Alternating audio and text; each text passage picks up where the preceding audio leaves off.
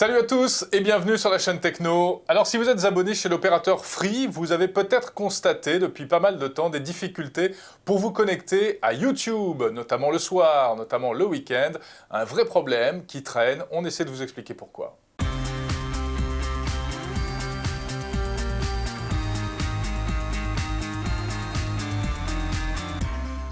Et c'est vrai qu'un abonné Free qui regarde une vidéo YouTube, notamment une vidéo de la chaîne Techno, se retrouve devant ça. Bonjour à tous, nous allons parler de... Voilà, Quand c'est ça pas démarre, terrible. quand ça veut bien démarrer. Quand ça démarre. Et croyez-moi, la chaîne Techno saccadée, c'est quand même scandaleux. Hein. Mais voilà, regardez ce petit comparatif rapide. Ouais. Voilà ce que ça donne par exemple sur Numéricable. Voilà. Tout Donc, est normal. Numéricable, tout va très très vite. Hein. Regardez, le buffering de la vidéo, comme on dit, se fait pratiquement instantanément, même en haute définition. De l'autre côté, chez Free, là, c'est la galère. La vidéo se charge très lentement, basse définition. Alors, si on passe en haute def, là, c'est une catastrophe. Voilà. Voilà, et bien ce problème, vous le connaissez peut-être, donc peut-être qu'il vous concerne directement. Alors que se passe-t-il techniquement? Essayons de comprendre.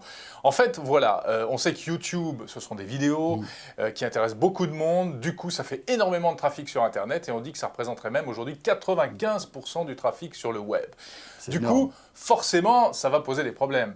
Alors YouTube a essayé malgré tout de mettre quelques solutions en place, hein, oui, François. C'est-à-dire qu'au lieu d'avoir toutes leurs vidéos sur un seul point du globe, ou alors 2 ou 3 points du globe, eh bien toutes les vidéos les plus populaires de YouTube sont dupliquées sur des serveurs qui vont au plus près des opérateurs, c'est-à-dire au plus près de Free, d'Orange, de Numéricable, etc.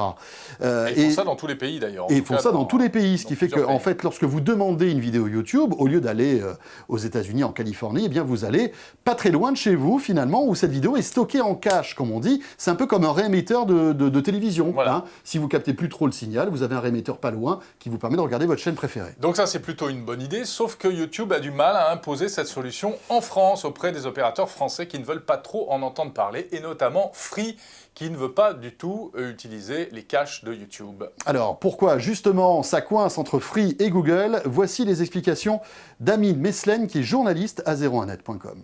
C'est vrai que le cas Free est symptomatique parce que là, Free allait jusqu'au bout de sa logique. Il dit, pour moi, il n'est pas question aujourd'hui que je mette plus de capacité pour accueillir les vidéos de YouTube. Si YouTube veut avoir une bonne qualité de service chez moi, eh ben, il n'a qu'à s'installer dans mes serveurs. Pour Google, il n'en est pas question. Google dit, moi, j'ai toujours utilisé mes propres serveurs pour dupliquer mes vidéos. En plus, la technologie que me propose Free et éventuellement d'autres opérateurs n'est pas compatible avec mes infrastructures, donc il n'est pas question que je fasse cet effort-là. Voilà, donc le problème, c'est qu'aujourd'hui, la situation est bloquée et que les Freenotes en pâtissent. Voilà, Amine Meslen, merci. Et à noter que si ce sujet vous intéresse, un dossier complet vous attend dans le micro-hebdo de la semaine dernière, donc qui est passionnant en fait sur ce sujet.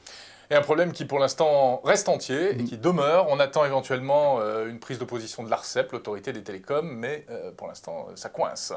Bon, mine de rien, dans tout cela, pour l'instant, ça ne marche pas. Et les abonnés de Free se retrouvent un peu en otage, Jérôme, hein, parce que mine de rien, un abonné Free paie comme les autres 30 ou 40 € par mois pour avoir un accès global à Internet.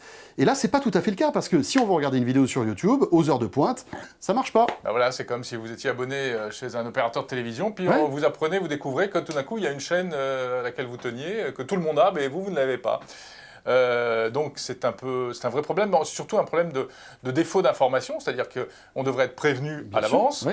et puis on devrait pouvoir à ce moment-là quitter l'opérateur sans payer quoi que ce soit si ce service-là n'est pas rendu. Est-ce qu'on ne remet pas aussi un peu en cause la neutralité du net dans cette histoire-là? Parce Grande que, question. voilà, si j'achète un accès à Internet avec tout Internet, je dois avoir tout l'Internet, et notamment Internet. YouTube. Bon, alors, pour tous ceux qui sont abonnés chez Free, et ils peuvent quand même malgré tout se consoler, les vidéos sur Dailymotion fonctionnent, elles. Hein? Ouais, enfin, alors ça, c'est la défense de Xavier Niel. Ouais, bon, voilà, c'est c'est ça. un peu quand même tiré par les cheveux parce que on peut pas comme ça botter en touche, monsieur Niel. Voilà, bon, et puis en plus sur Dailymotion, il n'y a pas toutes les vidéos de YouTube, hein, même si Dailymotion est un acteur français intéressant.